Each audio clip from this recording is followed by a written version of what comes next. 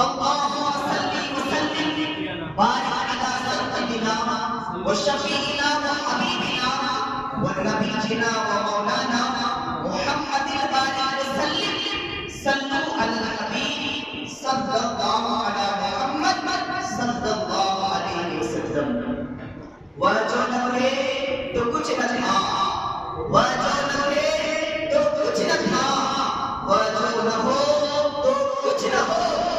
جان ہے تو جہان کی، جان ہے تو جہان، جان ہے وہ جہان کی، جان ہے تو جہان.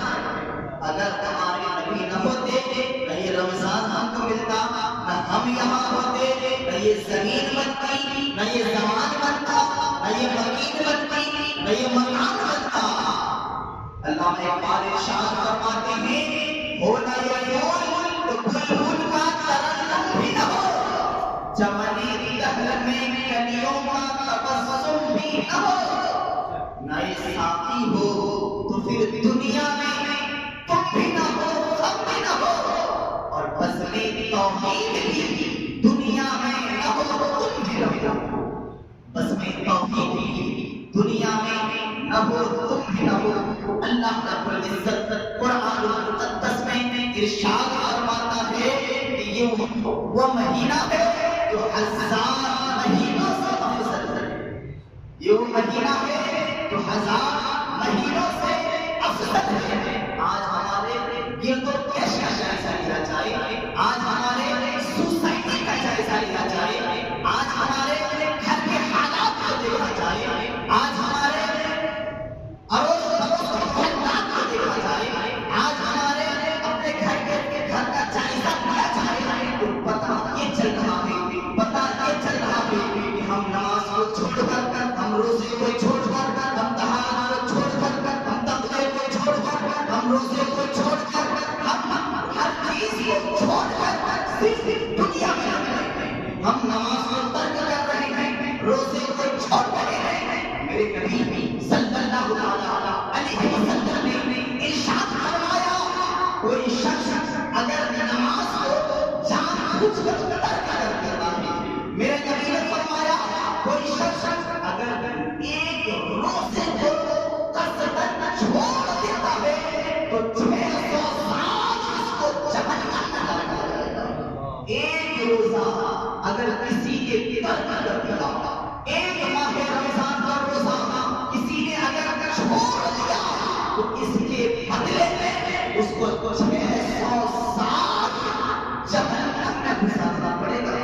میرے نبی نے فرمایا کوئی شخص اگر اس ماہ رمضان المبارک میں ایک روزے کو ترک کر دیا اور اس ایک روزے کے بدلے پوری زندگی روزہ رکھنا رہا تو ماہ رمضان کے روزے میں ایک روزے کی فضیلت پورے زندگی روزے رکھنے کے برابر نہیں رہ سکتا. یہ ماہ رمضان المبارک کی روزے کی فضیلت ہے. میرے دوستوں اور بزرگوں، آج ہمارے نوجوان روزہ صرف روزہ رکھ لینا یہ کمال کی بات نہیں ہے. صرف روزہ رکھ لینا یہ کمال کی بات نہیں ہے. روزہ اصل میں کہتے ہیں، روزہ اصل میں ہے کیا؟ روزہ اصل میں کہتے ہیں، روزہ اس چیز کو کہتے ہیں، روزہ اس کو کہتے ہیں جو نماز کو نہ ترک کرے. روزہ رکھنا اس کو کہتے ہیں جو اپنی آنکھوں سے گناہ جیسے کام کو نہ دیکھیں، اپنے ہاتھوں کو گناہوں سے بچائیں، اپنے پیروں کو گناہ کی طرف قدم لے کے جانے سے بچائیں، اپنے ارادے کو، اپنے نیت کو گناہوں سے بچائیں، اپنے آپ کو گناہوں سے بچائیں. یاد رکھیں آنکھ کا بھی روزہ ہوتا ہے، یاد رکھیں زبان کا بھی روزہ ہوتا ہے، یاد رکھیں پیر کا بھی روزہ ہوتا ہے، یاد رکھیں آنکھ کا بھی روزہ ہوتا ہے، یاد رکھیں نیت کا روزہ ہوتا ہے.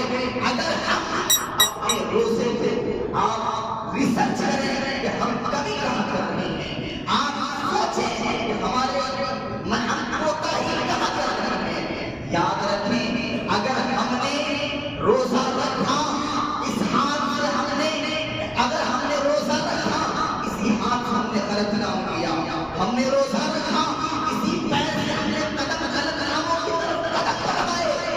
یاد رکھیں وہ ہمارا روزہ روزہ نہیں صرف بھوک بلکہ وہ روزہ اللہ رب العزت کے بارگاہ میں قبول نہیں ہوتا.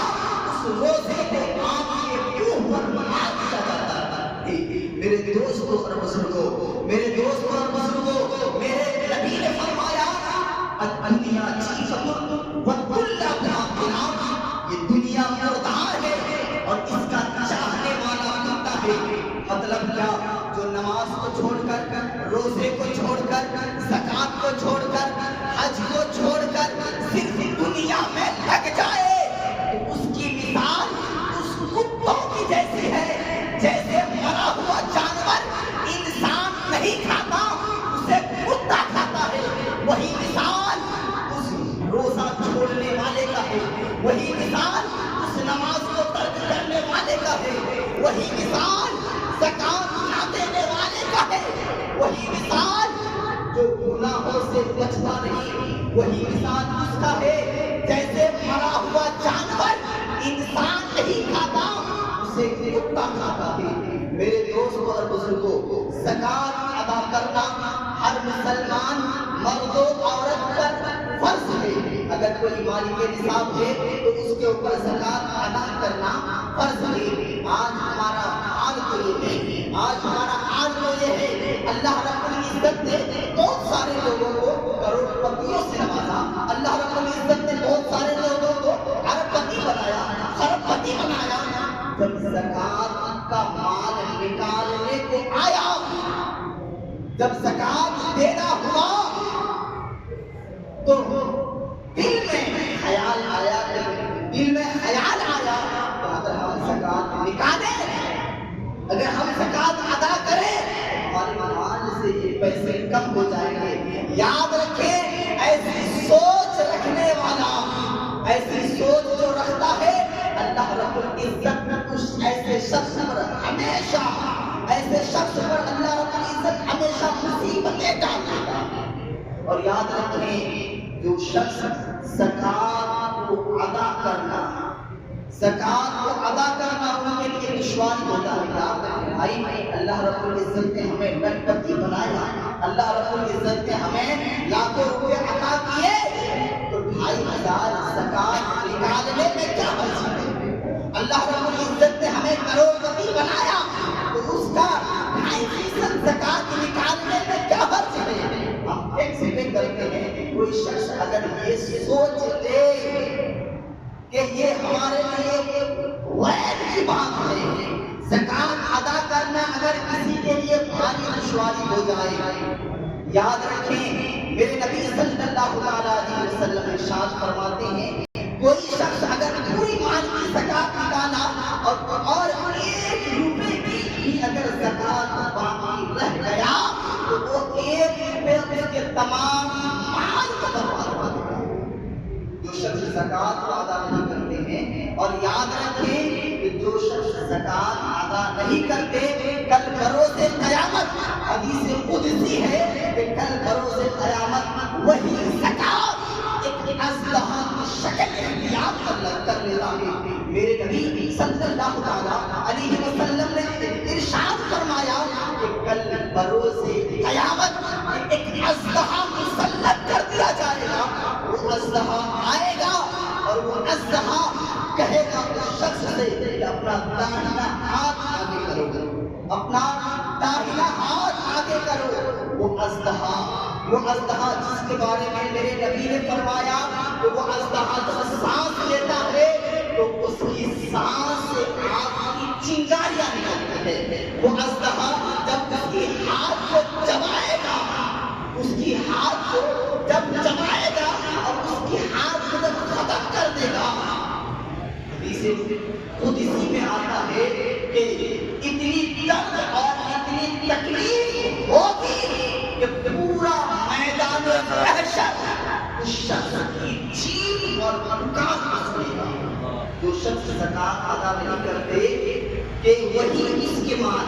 آج ہم لوٹ بناتے ہیں، آج ہمارے پاس اللہ رب العزت. اور یاد رکھیں میرے نبی نے فرمایا کہ جو شخص زکات نکالتا ہے اس کا مال اللہ رب رب العزت کے قلعے میں محفوظ ہو جائے گا۔ جو شخص مال کی زکات ادا کرتا ہے اس کا مال اللہ رب العزت کے قلعے میں محفوظ ہو جایا کرتا ہے۔ اور میرے نبی نے فرمایا کوئی شخص اگر زکات ادا کرتا ہے اس زکات کے بدلے کم از کم ایک گنا نہیں، اللہ رب العزت اس زکات کے بدلے اس جیسا 10 گنا اللہ رب العزت نے عطا کرتا ہے۔ اور ایک حدیث قدسی اور ہے کہ ایک حدیث میں آتا ہے کہ جو شخص اپنے دل جوئی سے خوشی سے زکات نکالتا ہے اللہ رب العزت جتنے ان کے مال ہے وہ تو اللہ رب العزت کے قلعے میں محفوظ رہتا ہے، اور جو زکات ادا کرتا ہے اللہ رب العزت 7 گنا نہیں بلکہ 60 گنا اللہ رب العزت ان کے مال میں اضافہ اور برکتیں عطا کرتا ہے۔ اور جو اور خوشی سے زکات ادا کرتا ہے اور اپنے طرف سے زکات سے بڑھ کر کرتا ہے تو اللہ رب العزت فرماتا ہے کہ میں انہیں بے حساب عطا کرتا ہوں، میں انہیں بے حساب عطا کرتا ہوں، میں انہیں بے حساب عطا کرتا ہوں۔ اور یاد رکھیں کل بروز قیامت جو اس دنیا میں بھائی تجارت کرنا، بزنس کرنا یہ نبیوں کی سنت ہے۔ میرے نبی نے بھی فرمایا بزنس کرو، میرے نبی نے فرمایا کاروبار کرو کہ اس میں نفع زیادہ ہے۔ اور یاد رکھیں کہ کل بروز قیامت کچھ لوگ ایسے ہوں گے کہ جن کے چہرے سورج اور چاند کی طرح چمکدار ہوں۔ پوچھا جائے گا، لوگ عرض کریں گے یہ کون ہے؟ کیا یہ نبی ہے؟ کیا یہ ولی ہے؟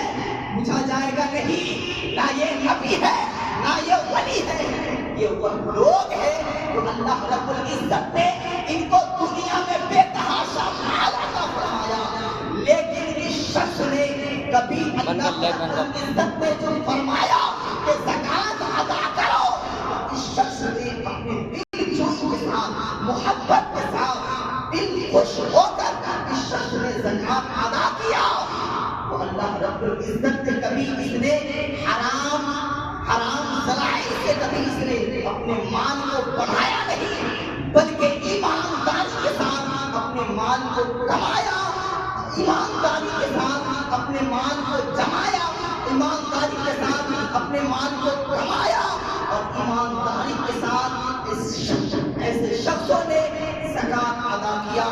میرے دوستوں اور بزرگوں، زکات ادا کرنا ہر مالک نصاب پر فرض ہے، زکات ادا کرنا ہر مالک نصاب پر فرض ہے۔ یاد رکھیں بہترین زکات ادا کرنے کا ذریعہ کیا ہے؟ آئیے میں آپ کو بتاتا ہوں۔ حدیث قدسی میں علماء کرام بھی فرماتی ہیں، محدثین کرام بھی فرماتی ہیں کہ اپنے مال کی زکات کا 3 حصہ کیا جائے، اپنے مال کی زکات کا 3 حصہ کیا جائے۔ ایک حصہ اپنے خاندان میں، اگر کوئی غریب ہے، کوئی مسکین ہے، اگر آپ کو لگتا ہے کہ میں اس شخص کو اگر اس زکات کا مال اگر میں ان کو یہ بول کے دوں کہ یہ زکات کا مال ہے، آپ کو یہاں پہ اسلام کیا کہتا ہے؟ اگر آپ کا کوئی دوست و قریب ہے، زکات کا مال ہے، لیکن آپ کے خاندان میں کوئی شخص ایسا ہے اس کو مال کی ضرورت ہے، اس کو مال کی ضرورت ہے، حدیث قدسی ہے، حدیث قدسی ہے، علماء کرام بھی فرماتے ہیں، محدثین کرام بھی فرماتے ہیں، ان کو یہ کہہ کر یہ زکات دے سکتے ہیں، بھائی یہ آپ کی عیدی ہے میری طرف سے، آپ اپنے بچوں کو کپڑا دلا دیں، آپ اپنے گھروں کا کچھ استعمال کر لیں، یہ عیدی ہے میری طرف سے، یہ ہدیہ ہے میری طرف سے، آپ رکھ لیں، برا نہ مانیں۔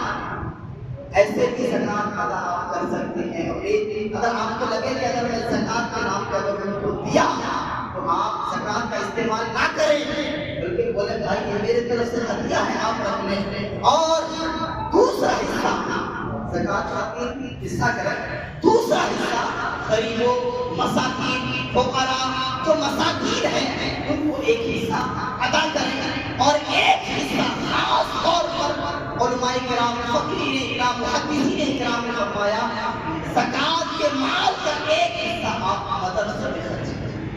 زکات کے مال کا ایک حصہ مدرسوں میں خرچ کریں.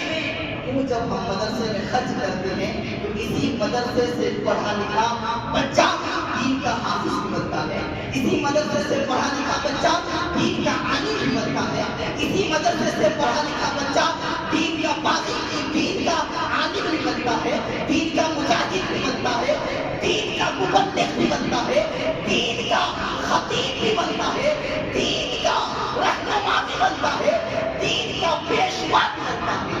یاد رکھیں، اگر ہم مال کی زکات مدرسوں میں بھی ادا کرتے ہیں، جب مدرسہ بچوں میں جب کوئی بچہ مدرسے میں تعلیم حاصل کرتا ہے، آپ کے زکات کا پیسہ جب مدرسوں میں خرچ ہوتا ہے، وہ بچہ جب عالم بنتا ہے، حافظ بنتا ہے، قاری بنتا ہے، محدث بنتا ہے، مفکر بنتا ہے، کچھ بھی بنتا ہے. وہ بندہ اگر کہیں نماز پڑھاتا ہے، حافظ بن جانے کے بعد، عالم بن جانے کے بعد، مفکر بن جانے کے بعد، تفاسیر بن جانے کے بعد، جب وہ بندہ عالم بنتا ہے یا حافظ بنتا ہے، کہیں وہ بندہ جا کے تراویح سناتا ہے، کہیں کسی مسجد میں جا کے خطاب کرتا ہے، کہیں جا کے دین کا کام کرتا ہے، تو یاد رکھے آپ کا ایک ایسا ذریعہ ہے، یہ ذریعہ